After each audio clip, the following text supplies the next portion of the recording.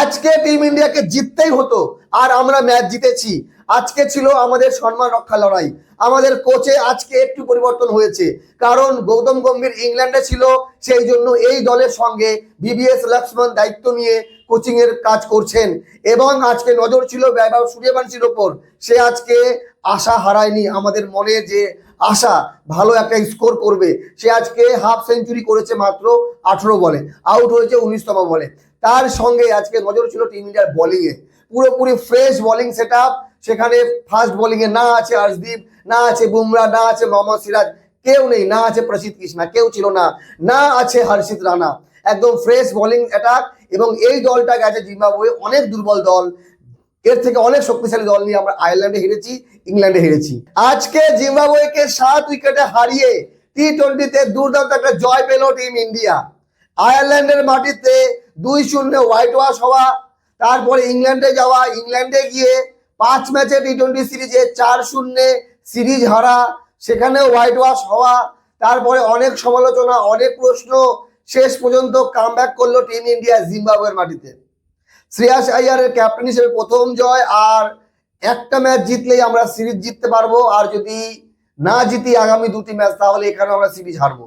দেখেন টিম ইন্ডিয়াকে নিয়ে একটা ভরসা, একটা আত্মবিশ্বাস যেটা ছিল, সেটা আয়ারল্যান্ডের মাটিতে গিয়ে কোথাও কমেছে, ইংল্যান্ডে গিয়ে সেটা পুরোপুরি শেষ হয়ে গেছে। তবে আজকের যে জয়, আজকে বোলিংও ভালো হয়েছে, ব্যাটিংও ভালো হয়েছে।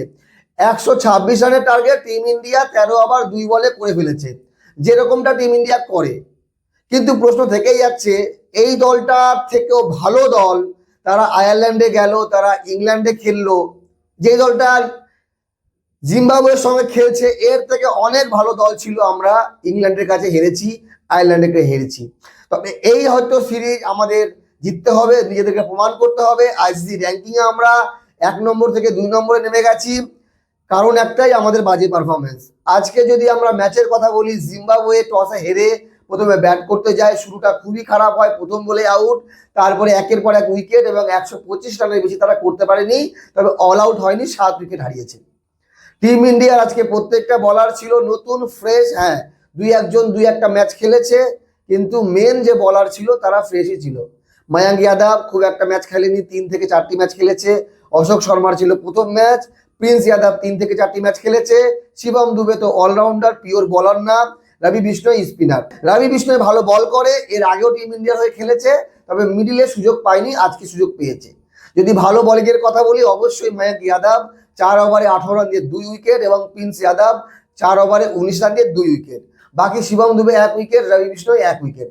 এইবার প্রশ্ন হলো যে 125 রান যখন জিম্বাবুয়ে করেছে তখনই আমরা ম্যাচ জিতে গেছি, কারণ 125 রান টি-20 ক্রিকেটে যে কোনো দল করে নেবে, সেটাই হয়েছে। অভিষেক শর্মা মাত্র 1 রান করে আউট হলেও তারপরে বৈভব সূর্যবংশী পুরো দায়িত্ব নিজের কাঁধে নেয়, মাত্র 18 বলে 50 করে, 4টি 4 এবং 4টি 6। মনে হচ্ছিল ম্যাচ ফিনিশ করে আসবে, কিন্তু তারপরে আউট হয়ে যায় 19 বলেই। 50 ইনিংস শেষ। তবে তার ছিল আজকে জাতীয় ক্রিকেটের প্রথম হাফ সেঞ্চুরি। আগামীতে আরো বড় বড় স্কোর করবে বৈভব সূর্যবংশী, এতে আমরা আশাবাদী। তারপরে শ্রেয়াস আইয়ার এবং ঈশান কিষান মিলে ম্যাচটা সামলে নেয়। ঈশান কিষান 35 এবং শ্রেয়াস আইয়ার 28। ম্যাচ আমরা জিতে যাই 7 উইকেটে। আগামী ম্যাচ 25 তারিখ, তৃতীয় ম্যাচ 26 তারিখ, পরপর 2 দিন ম্যাচ আছে।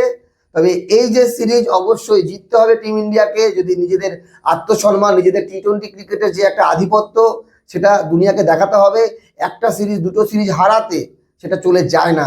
খেলা এবং ট্যালেন্ট এগুলোর কোনো, হ্যাঁ, দিনকাল সময় খারাপ যায়, সেটা আবার ফিরে এসছে।